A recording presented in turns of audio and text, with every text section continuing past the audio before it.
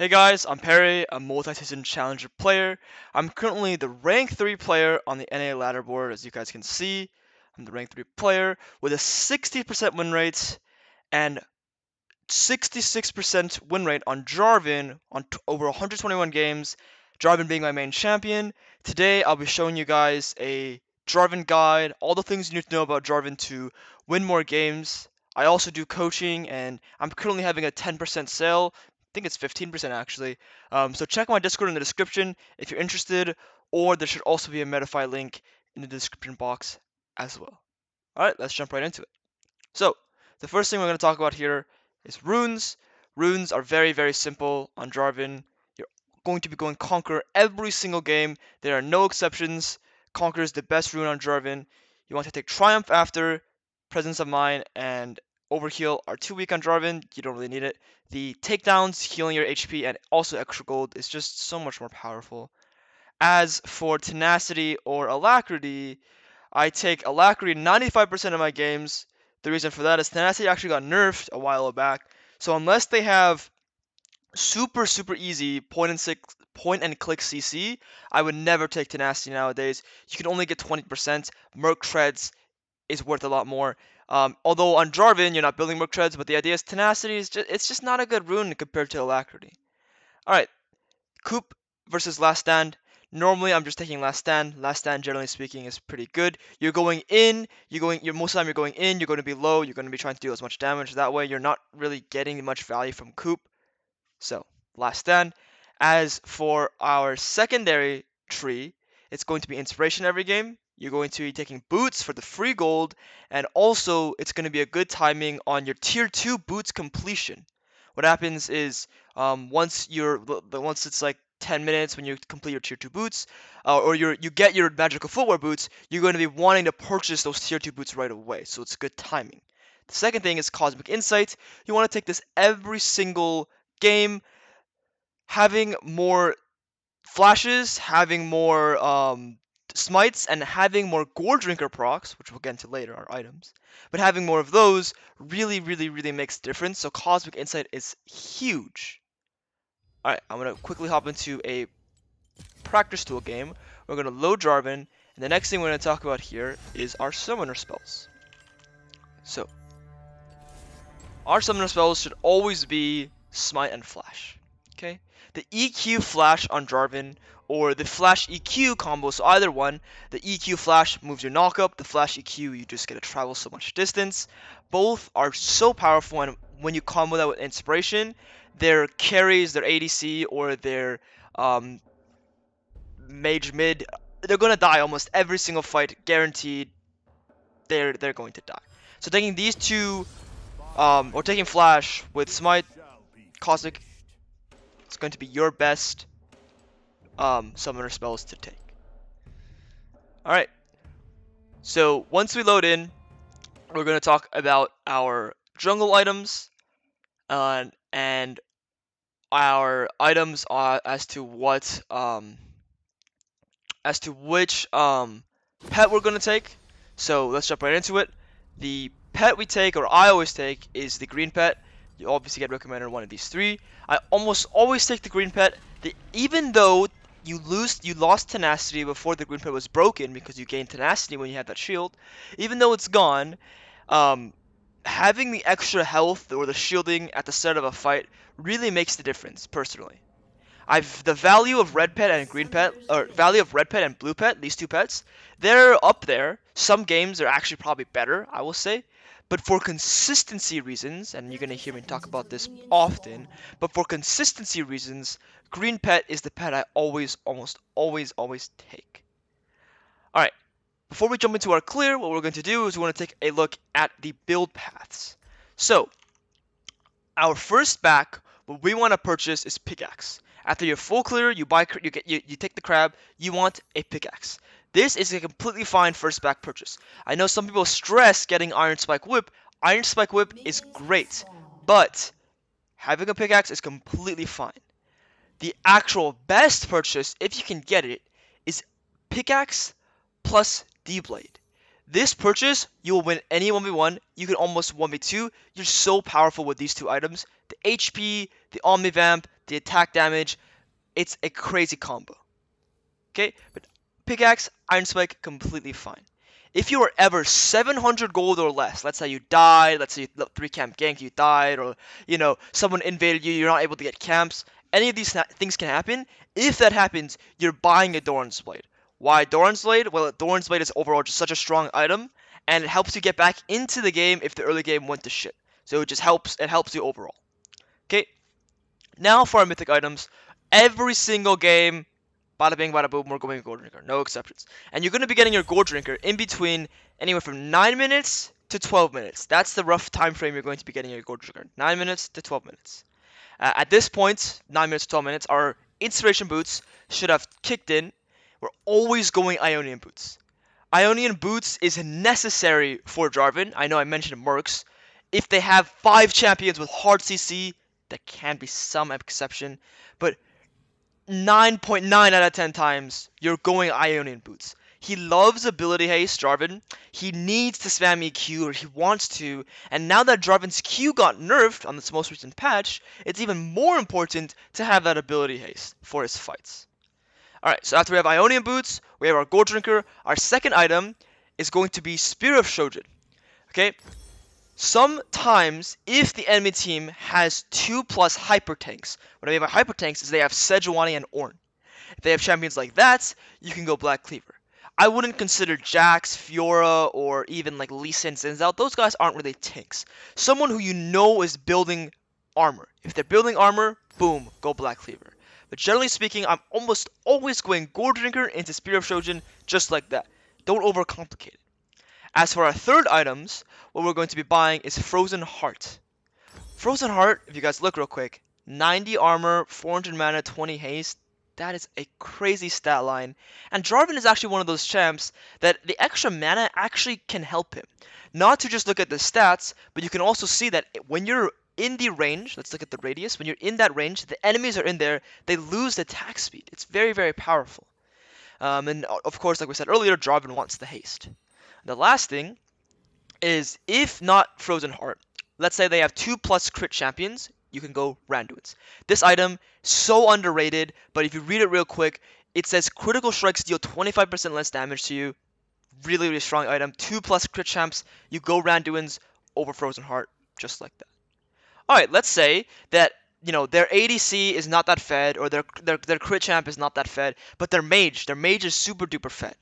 Right, so our third item can actually be Abyssal Mask, which is a 2400 gold item, 60 magic resist, which is crazy, but also you get some haste, you get some HP, and you curse the enemy. What this means is you reduce their magic resist. So I would go Abyssal Mask if they're heavy magic damage, and your teammates have good AP damage. Let's say your mid laner, who's a mage, is doing really, really well. He's your best friend, he's your teammate you want to play through. Abyssal Mask is so OP to buy. Let's say you're the carry, right? Let's say you have the gold, you have the resources, you have the economy, and you're just 1v9 in the game. Spirit Visage is actually going to be a better item to buy, but as you can see, it's an extra 500 gold, which is why it's less ideal. Why is Spirit Visage so good? You get extra 150 HP, that's kind of the gold exchange, but the passive it gives increases all healing and shielding effectiveness on you by 25%. It's really OP with the Gold Drinker, with your W. It's just, you're going to get multiple Gold Drinker procs and multiple W procs in a fight. It's very, very strong when you keep that in mind. So those two are your options. And sometimes, if you need more damage, your third item can be Black Cleaver, just like this. Gold Drinker, Sterak's, Black Cleaver. Oh, sorry, Gold Drinker, Shojin, Black Cleaver. And I was going to say, instead of Black Cleaver, you can go Sterak's. The only time on my third item am I going to go full damage is, let's say you have Ornn top, you have Nautilus, and like some really low damage like Jhin, and then your mid laner is someone like Zillion. Those champs don't do damage, so you need to do the damage. If that's the case, you go Black Cleaver, you go Sterak's. You could even do something like this, full damage, just beat them up. But generally speaking, you're going to have a good ADC who does more consistent damage, Jinx, Kai'Sa. You're going to have a mage mid, like Syndra, Orianna, whatever it is. That's when I would go tank item, right here, and then tank item right here. And as for our last item, what we're going to buy is either Black Cleaver, Sterax, Frozen, sorry, Black Cleaver, Sterax, one of the remaining items, so Frozen Hearts, Randuin's Spirit of Visage or Abyssal, or the last thing would be Guardian's Angel, or alternatively, you can go a really underrated item actually, which is Gargoyle's Stone Plate. So this item right here gives you the big shield, boom, they're in your face. It's pretty valuable. That's going to be your full build, and obviously Ionian Boots being your last item. Alright, that is our full build. That is the items we're going to be purchasing. Let's sell all of our items. Let's buy our green pet, and we'll start with the blue side clear. So I'm going to quickly go here. We're going to start right at 710, and what's going to happen is let's start here. We're going to start off with your E and an auto attack.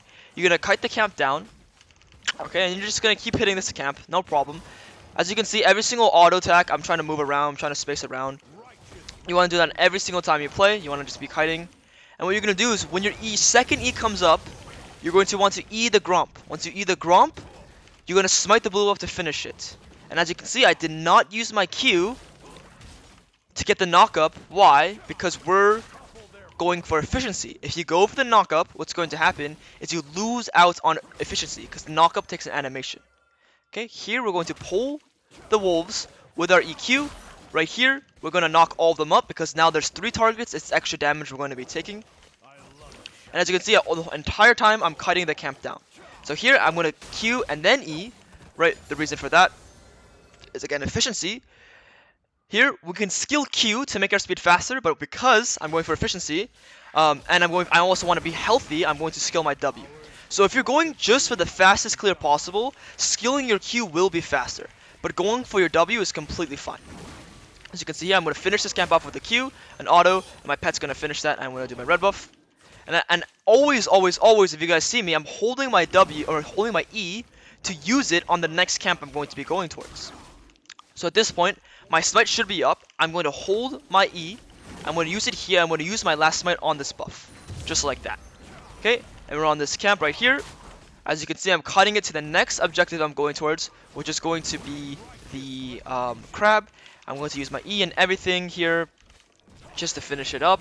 And as you can see, I'm roughly 70% HP, and I'm going to finish it off with the Q, and I'm going to be entering the river. So we started. We had a pretty decently timed clear. I will say that's just generally how it looks. You're going to probably finish at around 315, 320. That's like a general good clear. One thing I will say is if you get a leash, a really good leash, you can skill your Q instead of your W. The reason for that is because you get a good leash. When you get a good leash, you're going to be healthier. So you can skill your Q. You can put 2 points into Q. Okay, the next thing we're going to do is the red side clear. It's going to be very similar. You'll see. We're going to start off, and I'm going to spawn the camps here. I'm going to start right at 940. Okay, start with an E and auto attack, just like that every time. Kite the camp downwards. And you notice something, I do not buy potion. So Jarvan is one of those champions, well, on any jungle champion actually, you don't want to buy potion. So do your best, try to perfect your clear without buying potion. So here what you can do is you can use your E and finish the camp just like this with your auto attacks and then pull here. If you struggle with this, what I recommend is just save your E. Don't use your E for a while until you finish the red buff, then use your E. But do not use your E to kill the red buff. It's a waste of your time. Here, what I'm going to do is I'm going to finish this camp off with my Q. Auto attack. You want to get every single small crook if possible.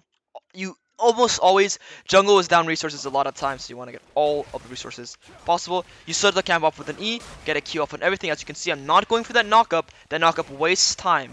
Okay? Do not go for that knock-up. What I'm going to do here is I'm going to use my E to kill everything. I'm going to walk to the next camp. And what I'll show you guys here is I'll skill Q. I'll be faster, but what's going to happen is I'm going to be lower HP when I finish my clear. As you can see, I'm always using my Q or my E to pull the camp towards me so I can instantly start getting my auto attacks in. So this also helps with getting my my passive autos in. Really important to do this. Again, pulling with my E. Pulling it to the next camp, and as you can see, I'm a bit unhealthy with this clear. And you'll see again, it's the same concept here. Once I'm on this buff, I'm going to drop my E, and I'm going to finish this camp off with a smite. And because I'm so low, you'll see how it kind of sucks because I'm going to be entering the river with very, very low HP.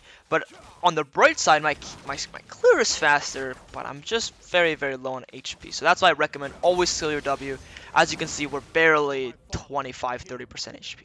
And now we're in the river. So again, if you skill your Q, you should finish between anywhere from 310 to 315. And I've been using my smite on my first 6 camps every single game, like almost no exception. Like, you want to be in this river 320, 325 max. So you want to be in here 325 latest.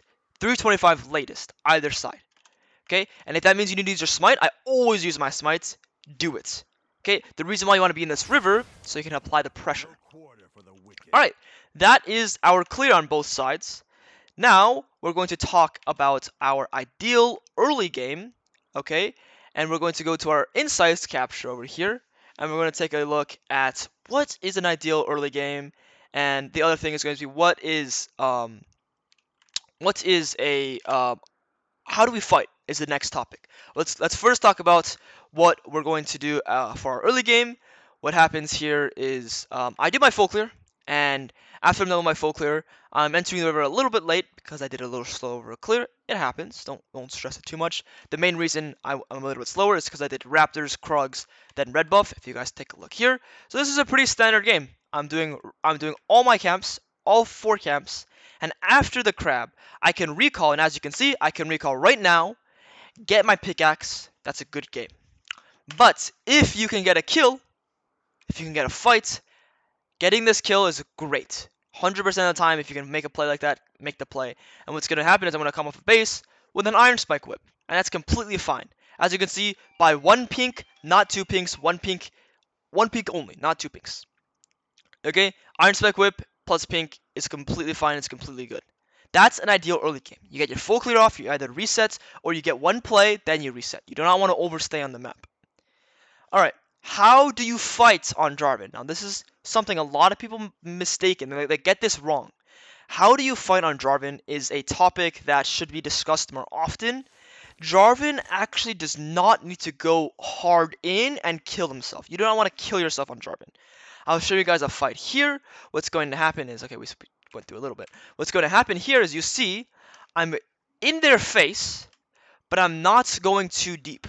You can see the entire time, right here, this entire time I'm going in, I'm holding my spells.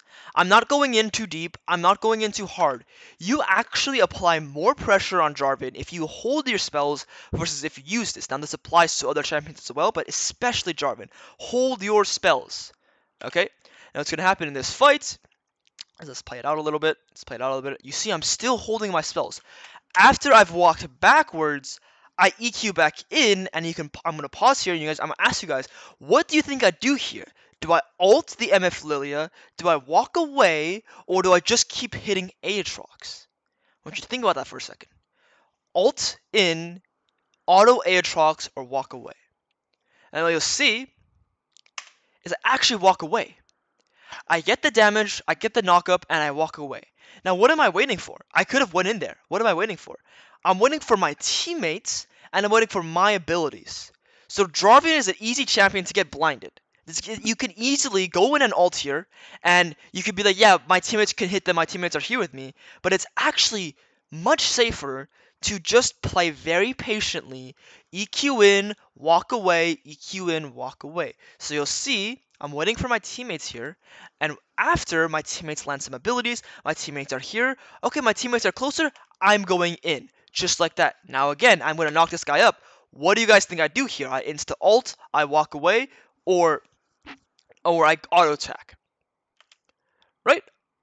I auto once, auto twice, and what I'm doing is I'm still playing backwards. You can see my cursor down here, I'm clicking away from them. I'm not actually trying to fight them, I'm not actually trying to go forward. Some people's cursors will be up here, or up here, going into them. I'm always trying to walk backwards towards your teammates.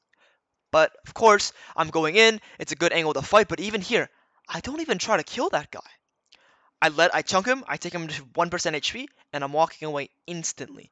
This is how you're supposed to fight on Jarvan. This is how you win games consistently on Jarvan. Alright, I hope you guys found some value out of this guide. More guides coming soon. This is my first time making a guide, so hopefully you guys really enjoy this. Any feedback, comments, anything in the in the YouTube comment section will be helpful. If you guys aren't subscribed already, please subscribe. Likes also help a bunch. Hopefully you guys found this video useful, and also if you guys are looking for actual coaching from me, feel free to join my Discord or just send me a message on Twitter, Discord, or really anywhere. Alright, thank you guys for watching. I hope you guys get some value from this, and I'll see you guys later. Bye bye.